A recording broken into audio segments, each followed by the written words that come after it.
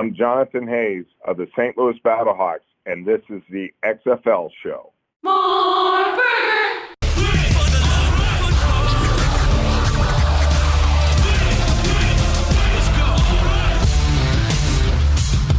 If you smell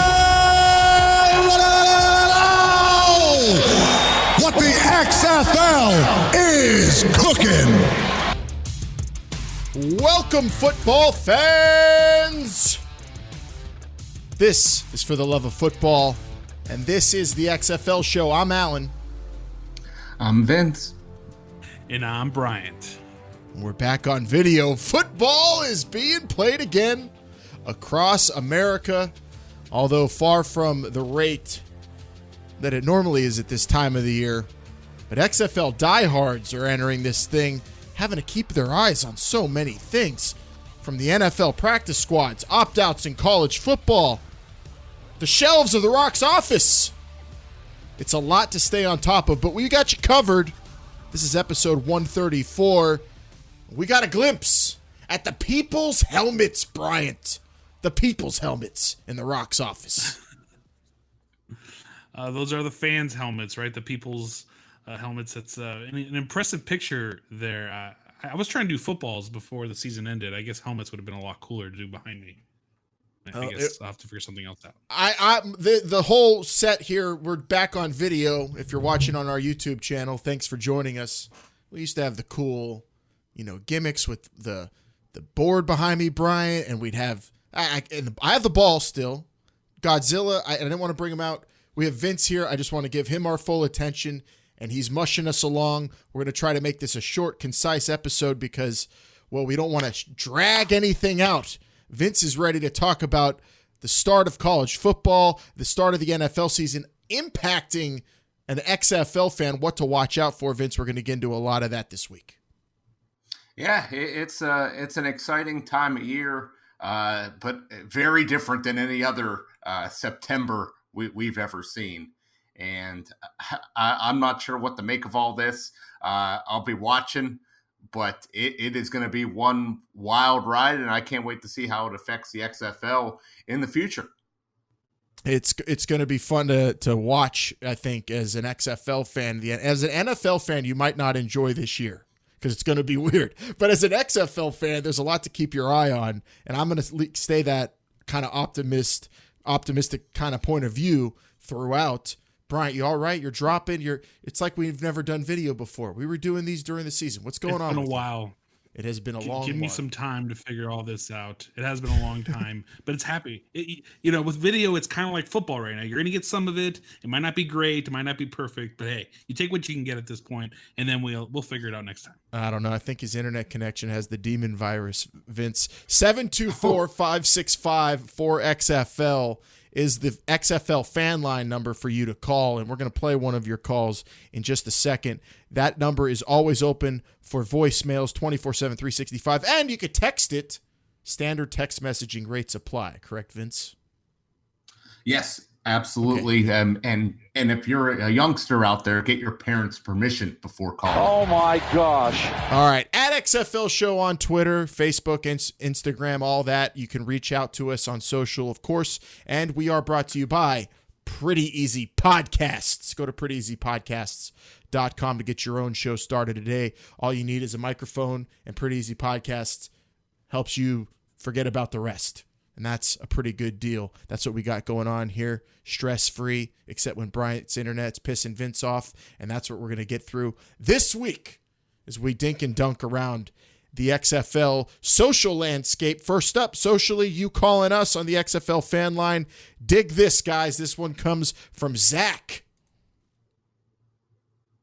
I'm actually calling because I've been keeping up with stuff that's been going on with EA and the Madden franchise, and I was like, well, I wonder what would happen if the XFL were to be able to get their video game license that was projected to happen in the 2020 season. And I'm thinking to myself, well, everyone's getting fed up with Madden at this point because EA has basically been copying and pasting.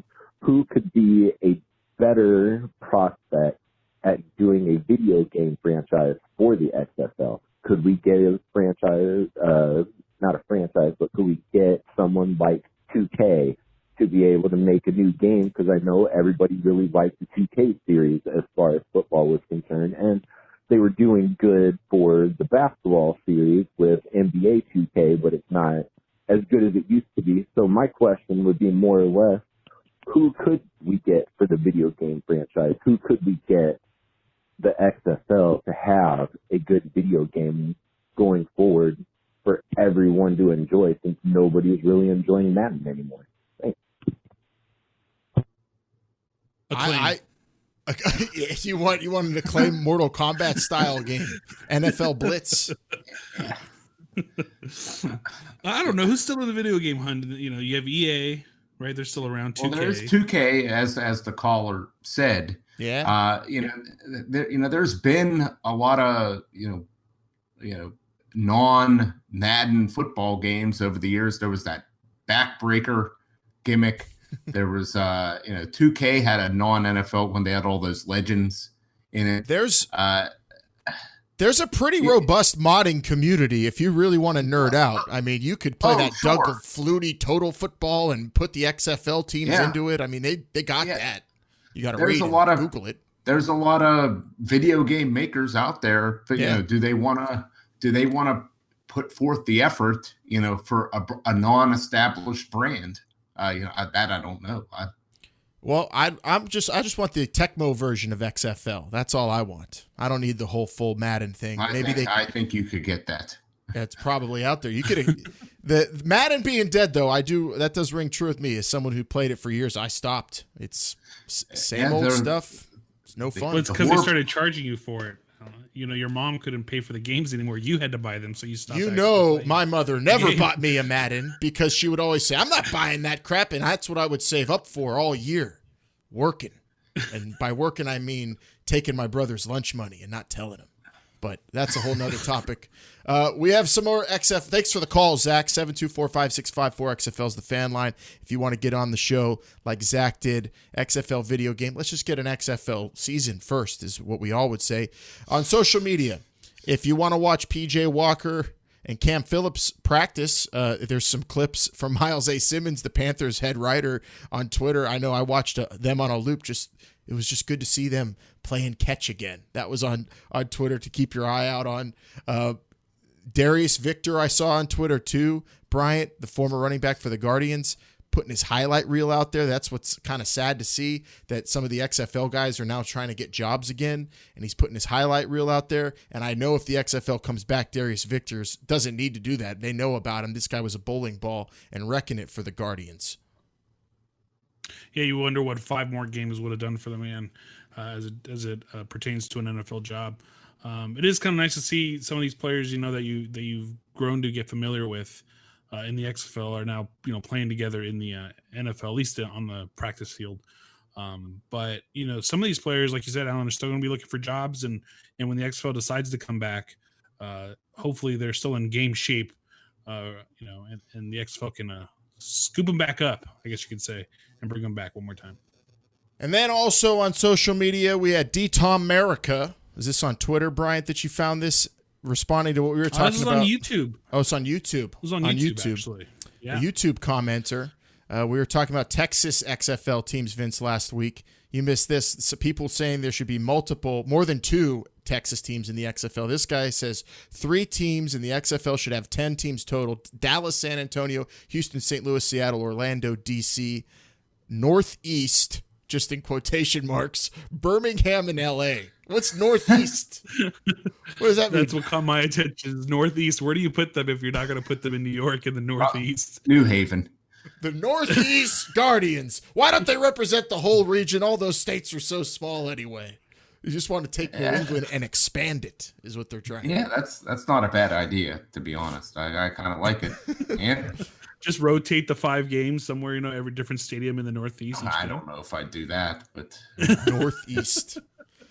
If you're an XFL fan as well, on social media and you're keeping track of movement in the NFL with former XFL players, you got to know that the Steelers are the XFL hub of players and talent going into the season, Vince. Grasping at straws. They've got the most XFLers. They've got the most. Bryant, they signed the most. They're going to play the most. They signed Saeed Blacknall, the wide receiver from the Wildcats. And this week, they get DeAndre Tompkins, former DC receiver, who I saw referred to as, on Reddit, I think, the evil twin of DeAndre Hopkins.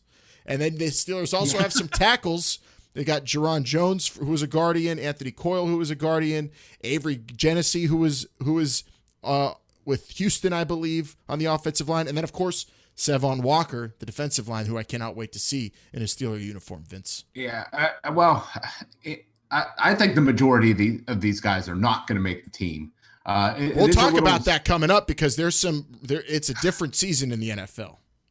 It is. I mean, it is a little suspicious that they would sign some of these wide receivers, this late in the game. But I'm looking at the wide receiver room for the Steelers, and unless they're taking more than 6 guys, I don't see how any of these guys really fit in there. But that remains to be seen, and I'm guessing we're going to be finding out pretty soon. This weekend, I would think, are the cut days. There are, but there's also way more spots in the NFL. We're going to get into that here coming up as part of this week's Cover 2. Go ahead, get out of here. All right, Cover 2 this week. First, we're going to start off with Jonathan Hayes, who did a very candid interview on the Beyond the Helmet YouTube show. Watch this interview. Great job by the host. I wish I would have got his name, but we'll try to maybe even link to the interview on social for you at XFL Show.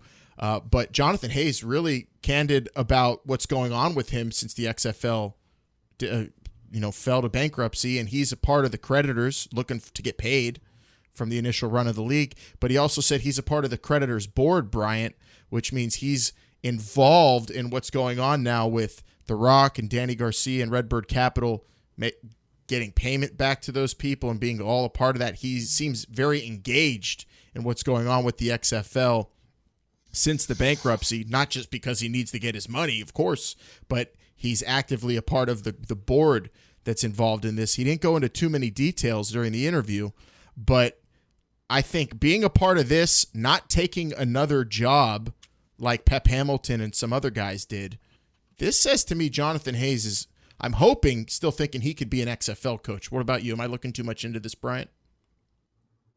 You are, but it's fine because, and then you also aren't. But it's. I told you last week, and Vince, maybe you can give your thoughts on this because I think I put the over under at 3.5 of how many coaches would return. A lot of coaches took a chance on the XFL to begin with. Jonathan Hayes being one who had spent so many years in the NFL, and then becomes a head coach with the Battlehawks. What happened was out of everyone's hands, really, and it's an unfortunate situation. But a lot of these coaches, I mentioned it too last week. They have the playbooks. They're ready. They know what they're getting themselves into. So why wouldn't you be committed to coming back? Why wouldn't you want to try to come back if they'll have you? I get it. There's money to be owed. He had a contract. He's on this board trying to get people's money and get them paid. But if I'm Jonathan Hayes or any coach, really. I don't see why I would shy away from wanting to be a coach in the XFL again. No, I don't think you should shy away from it at all. But if there's a better offer that comes on down the line, that's not outside of the XFL, you best believe, these guys are going to take it. I don't think there's any doubt about that. Don't you think there was a position coaching job out there for Jonathan Hayes in the NFL or a coordinating job at some college? Don't you think he could have pursued something like that? Well, a guy with just holding on to that thought of being, really holding on to the hope that he could be an XFL coach. He's obvious. Well, I'll say this, a lot of NFL coaching shuffles happen, at the end of the NFL season, which was before the XFL, went bankrupt. So there may not have been positions available, and maybe he's not deemed as that valuable of a commodity that in the offseason you're going to can a guy to go get Jonathan Hayes. It seemed like a lot of these coaches, I think, were a victim of maybe bad timing. Now, Pep Hamilton, he's with the Chargers. Chargers. Yeah. Yeah. He landed one. So, Yeah, so it's not everybody, but I think that the timing certainly hurt that situation. I think if the XFL ended earlier, then there may have been a lot more people available. After watching this though and seeing him talk about it, hearing how just he was really putting over how great the league was for a lot of players like Kenny Robinson, how much fun he had, how he's still talking positive about the XFL, even though this guy's a creditor and he's owed money. He didn't take another job. He's speaking in a positive light that way. I think last week I had a pretty low number, Bryant, but I think I would now bet on Jonathan Hayes being one of the coaches to return after watching that interview. And that's just me as a fan observing the interview and really just assessing his whole situation from what I would think his perspective is. Put myself in his shoes. With the success, especially, why wouldn't you want to come back and coach in St. Louis, right? With that fan base, the passion, everything that was going on there, I think things are pointing in the right direction for Jonathan Hayes to come back and coach. And I think that's going to you're going to start seeing this happen with a lot of the coaches. If they impressed enough, it'd be interesting to see who The Rock and Danny Garcia start appointing to make these decisions as commissioner. All these different positions that the XFL had to let go because of the bankruptcy. How much are they going to value what they already had for 2020 when they decide to kick off here? Either this year, next year, or whenever it is that they decide to kick off. Well, that debate will still rage on. We were getting into it last week. It rolled over with this interview. We'll link to it on social media. That was on the Beyond the Helmet podcast. They've got a few interviews I saw up there too. Former coach for the Guardians, Chris Dishman, looked like they had one with him. I'm going to have to check out, but really cool and really good to see that former XFLers are being generous with their time. We'll have to have one of them out on the show here very soon, Brian. But we must move on. Part 2 of the cover. I'm going to text Moss. Yeah. Oh my God. You better. Can I text? I mean, everybody wants you to get Moss on the show. I've been waiting for you to say that. Can you text Moss? Can you text Moss? No. Okay. I cannot. No, I can't. But I could go through people. I don't want to text Moss. I'm afraid he'll text me back. All right, Vince. NFL practice squads. This is what I've been wanting to talk to you about and let everyone know the situation in the NFL. So if you're scouting for potential XFLers in this year's NFL season, why wouldn't you if you're a diehard and you're into that sort of thing, which a lot of us are. College is a whole nother bag of hammers. We'll talk about that down the line. That's nuts. But the NFL this year has a different practice squad rule in place. They are going to have a lot more availability, those practice squad players, throughout the NFL season. What's the timeout? Real quick, I just want to know, was this before of COVID-19 or was this already in place for this season before of COVID-19? Before COVID-19, the practice squad number jumped, I believe, right, Vince? It went up. But because of COVID-19, because of the COVID reserve list, there's a rule now where players can be called up from the practice squad and put back down throughout the season multiple times and not lose that status. So that's because of this quarantine rule and everything going on with that. So how the CBA stipulates this, that there are 2 players from the practice squad that each week can come up from the practice squad and still be practice squad players. They can be in a NFL game as practice squad players, and they could do that twice throughout the season. So that means, as Baltimore Ravens head coach John Harbaugh, hate quoting him, but he did make a good point. Practice squad players are essentially a part of the team this year, and that is absolutely true because it's just because of the COVID-19 situation and also with new practice squad rules in place. I just feel like this is probably going to be the norm in the NFL. More roster spots, more jobs in the NFL, which, necessarily means, less talent for the XFL to choose from, Vince, but there's a whole lot more film on players if you're talking about scouting talent as an XFL coach or executive or a fan. Yeah, it'll be interesting to see the next collective bargaining agreement negotiations, whether this becomes a permanent thing. I guess the players union and the owners will have to vote on that. But yeah, I think, certainly in these unprecedented times, this is a good thing to get guys, up and down, and certainly good, for the players, these practice squad guys. I mean, you're on a practice squad, and who knows when you'll ever be able to get into a game here.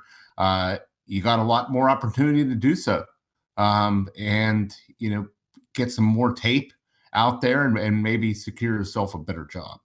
And that's why when you scoff at, like, I don't know how many of these guys the Steelers have, if they're all going to see the field, there's going to be 2 extra of them every week, pretty much. 32 total through the season. I was speaking specifically to the 53-man roster. Mm-hmm. Now, I don't, right now I would not put those 2 wide receivers on the 53-man. That'll be tactical. That'll probably a lot of linemen.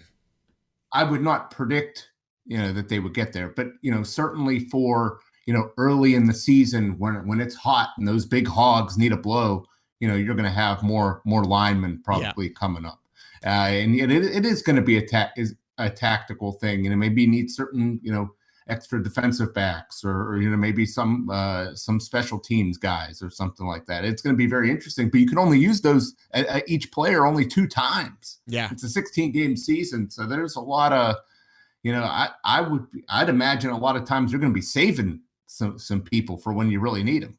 And also injuries happen, more availability. Yeah. If those, I mean, it's basically supplementing no preseason too. I feel like this is giving a lot. It's giving the teams more availability, more access to guys, but now it's extending it through the season. Yeah, and I don't know about you, Alan, but I'm enjoying this no preseason and not a lot of people allowed at practices because I don't want to know what's going to happen before before they kick off. I've fantasy drafts coming up and whatnot. I mean, I'm just so in the dark. But the worst part about I'm fine with that. Worst part is no excuses. Can't be like, nope, there's preseason game this weekend. Got to watch it. Sorry, can't get out of things as easily. Yeah, and even though there's social distancing, but still, it's like people want your attention. Or, honey, come downstairs and watch my show with me. Damn it, there's no game on. We think about what we were doing last year at this time as it pertains to the XFL, right? We were watching those preseason games. We were looking for talents. We were, looking at depth charts. Vince, you had a whole list of quarterbacks that the XFL should be looking at. You and I did Patreon episodes. I mean, we were looking at talent like crazy, and now it's just where we are now is we don't get to see all the talent. We have to talk about these names. We don't even know who's going to be available. We don't even know when we're kicking off. Well, that's the thing. Yeah, it's such a different time than we were last year. Yeah, once there's a little bit more clarity to this situation, and we have teams established, and we know how many players are going to be on the roster, then we could start looking at guys. But it's very difficult to do that at this situation. It's very difficult. Something like this really affects any chances of kicking off next year. I mean, let's just be frank, right? Because you're like you said, Alan, the player pool is going to be dwindled because of the extra spots in the NFL. From the NFL side, visibility to some of these players. There's from the NFL side, right? But then you also look at what's going on in college and the CFL. Like, it's not like the talent pool is any less. I think it's just that jobs in the NFL are more aplenty, so that maybe the top tier talent, that's where you have less of now. Well, I mean, that's I think where you want to get the most talent you can possible is from the top tier, but still, I think something like this is really going to start dwindling the hopes, especially as every week goes by, of any football of the XFL in 2021. Yeah, that's also something we talked about early when we made our return, was just the viability of a 2021 season, and with changing rules and circumstances in the other leagues, that's another reason why you would think the XFL would wait it out and see how the landscape kind of normalizes when that eventually does happen. But with the NFL, a lot more players available to teams, so keep your eye out on them. We'll be watching them. We'll be doing what we did basically all season this season. What we did last preseason, we'll be doing all season this season, Vince, watching those lower depth charts and seeing what happens with practice squads all season. I'm interested to see how teams employ these new rules and who they bring up and when and for what reason. especially along with, some of the stuff happening in college about, whether certain conferences are going to play, players opting out, and it's going to be it's very interesting times, and people are trying to position themselves and keep themselves safe and while setting themselves up for the future. All right, guys. Well, Vince, Bryant, what do you guys say we move it on to the hot read and talk about that really awesome picture that was Instagrammed out this week that had everybody freaking out? Are you guys good to go? Yep. Let's do it real quick in this week's hot read. Play fast, do it again. All right. Dwayne "The Rock" Johnson showed off the XFL helmets in his office on Instagram earlier this week, before later in the week, unfortunately, announcing that he and his whole family contracted the damn demon virus known as COVID-19. And, of course, our best wishes go out to one of the new owners of the XFL, the People's Champ, a hero to many. Dwayne Johnson getting COVID-19, I think, is horrible, but it's also a wake-up call to millions of people who follow him, and just that I think a high-profile person like that does. Alan? Yeah. The millions and millions of people, of people who see Dwayne Johnson getting COVID-19. That hits you like a ton of bricks. Like, holy crap, if that guy can get it, I got to be serious about this. So that's one thing that you could take away from this. But, of course, we wish The Rock and his whole family a speedy recovery and none of those terrible ailments that have been lingering with people who get over it. But the helmets. Yeah, no, it's not a great situation for them, but hopefully they're pulling out. And those helmets, man, let's get to the positive news from Dwayne Johnson this week. The helmets. Silver linings. He's always looking for silver linings. Always, baby. You got $7 in your pocket, but these helmets are there, and you could acquire all of them in a whole damn league, even if you only got $7 in your pocket right now. And that's what The Rock did. What a symbol to have in his office. He's got that $7, and then around that, all 8 helmets, basically showing you where he went from a CFL reject to an owner of a football league, and looking really way too much into it. He has the 8 original XFL helmets from 2020, Vince. Does that mean all 8 helmets and teams are coming back? That's probably the plan right now, but I don't know if that's going to maintain itself. We will find out. I know me and Bryant have argued back and forth on that subject. Does this change anything, Vince? Does it change what we argued about a couple of weeks ago? No, I mean he may have got these on sale somewhere. I think. You think the Rock has to use a discount code on XFLShop.com to get these? He was just picking up some collectibles, and he's putting them on display. That's probably what this is. But he owns these helmets. He owns this league, and he's just it's just more pushing this brand that he's hopefully going to build. Yeah, that's really awesome to see the enthusiasm from Dwayne Johnson about the league. At least once a week, getting a tweet, Instagram or a tweet like that from him or Danny Garcia, just keeping the visibility, the brand alive, and also everyone just stay in check. The Rock now owns this league along with his partners. Something will be happening, and you got to be ready for it, because when this guy starts going full speed at this, it's going to be huge things to talk about. So this was just a little glimpse into what we're in store for. Yeah, and you guys can correct me if I'm wrong, but one thing with the XFL, the last rendition of it, we didn't see enough from Vince McMahon. Except at least I did not see enough from Vince McMahon, and even something as simple as like a tweet of Vince sitting at like Smith and Walensky's with like an XFL helmet or a pin on it on his lapel or something like that. I would have loved seeing that just once a week, like you said. Just getting ready to rear into a big steak with the XFL napkin around his neck or something. Yeah. No, the plan though for that league was Vince McMahon to be behind the scenes. Oliver Luck was in front of everything. Now we have The Rock, Danny Garcia, Redbird Capital. Will there be a football face that'll do a lot of that stuff? We hope so. I've said I hope it's Oliver Luck, but that's of course a wait and see.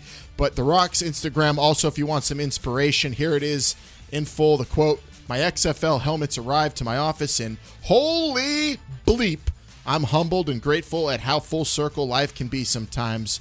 Prayer hands, football emoji. My dreams of playing in the NFL never came true, but now years later, I have the honor of buying an entire pro football league so the dreams of other players can come true. My trailblazing partner, Danny Garcia, first woman to ever own an entire U.S. sports league, and Jerry Cardinale are passionate football owners who are committed to the grind to deliver awesome football for the fans and always take care of our hardworking, talented players. And finally, I keep a frame $7, the amount of money I had when I was cut from the Canadian Football League in 1995, on the top shelf here as my daily reminder to stay hungry, humble, and always be the hardest worker in the room. Hashtag League of Culture, hashtag League of Expression, hashtag League of Passion, hashtag League of the People, hashtag XFL," with those people's helmets in that Instagram image. Bryant, look. Goosebumps right there. The picture, I don't know if you don't have it in front of you, it's fine, but you can just imagine it. All the helmets are facing one way. And for that very reason is why I did not like the Battlehawks helmet. You can't even tell what that is. What are they? The Angels? Their wings? I mean, again, St. Louis wings. Taking a moment to put the boots to St. Louis other logo. when they treated you so nice with toasted ravs and whatever that cheese was on that pizza we had. Come on, Brian. I thought you changed. Just a great moment, and we can't really dwell on the fact that, we're not getting too much news and that we are getting a tweet or something here and there from the owners because, it took us about 30, 40 weeks to get anything out of the XFL when we first started, many moons ago. So to see these tweets, I think we're a little spoiled, Alan. Oh, yeah. In only getting so much, right? But back to work. We'll get more and more information. And The Rock is back to work. And I'm sure we'll get something here soon. I'm just waiting for that little town hall, the little TED Talk of him in front of a green screen really saying, this is our plan. This is what we're going to do. This is what we're going to execute. Him and Danny Garcia, I think that'll happen, at some point, hopefully soon. Yep, and hopefully, of course, like we said, we're wishing The Rock and his whole family speedy recoveries from this damn demon virus. That was the unfortunate news this week, but you saw The Rock's ready to grind it out and get the XFL up and running, and we're going to keep you informed on every inch of the steps along the way, just as we did on the way to 2020. We're on that road again. Vince's first video episode in the books. I mean, in an age where everybody's office and bookshelves are on display, Vince, got to say, digging Pat's Summit on your background, much better than mine, where you just see the bottom of a Penguins poster. I got to get this place in shape, man. Yeah, she's the GOAT. The greatest of all time. The white frame above her or her frame is just a little crooked. Just a little. Oh, my God. What a... Sorry. That's what talking Who is this Rudy Poo? Get out of here, We got Bryant. trains that come through here, Bryant, and they may shake the house, left to the right, 6 to 8 inches. You wouldn't know nothing about that. It's true. Hey, I used to live next to an airport, okay? I used to live there, Brian. It's true. I'd say it's probably more like 3 feet, Vince. Those trains are close. All right, everybody. We are winding down. Thanks for subscribing to this video. Bryant's going to give you the whole spiel, but I want to say it's good to be back on video, and we're going to be doing this moving forward as long as I could find a shirt around the house, Bryant. I know that's way more difficult for you because this is the first time. I bought all this stuff right before. Oh, and there it went. Of course. There it goes. Your Viper shirt knocked out your camera. That's that green. It pops way too much. Am I back? There you go. See Viper's shirt right here. Give us a break here. We're doing it differently, though, too, Alan. You didn't mention that we did video before, but this is totally the way we're doing it now is very different than we had it before. But you can also follow us on all social media platforms at XFL Show, especially on Twitter. That was a lot of fun. Subscribe and listen to us every single Friday morning on Apple Podcasts, Google Podcasts, Spotify, or your preferred podcast app. And also catch our beautiful mugs here on thisisthexflshow.com or youtube.com/thisisthexflshow, the official YouTube channel of the XFL show. That's where we're at, baby. We're back in full effect. All the gimmicks are back in order, and we're ready to go on this journey with you as we did once before. Why not do it again? If Bill and Ted could do it 3 times, why not us? Vince, you got anything left? Just keep staying tuned to The Rock's Instagram. Hell yeah. Most inspirational stuff you're going to find on the internet. What you call it, Vince? The best speech you've heard this whole campaign season, right? Yeah. I was ready to run through a brick wall after hearing that. Johnson 2024? That's a topic for another episode. We got to get out of here. For Vince, for Bryant, I'm Alan. This is the XFL show. Remember, they're listening.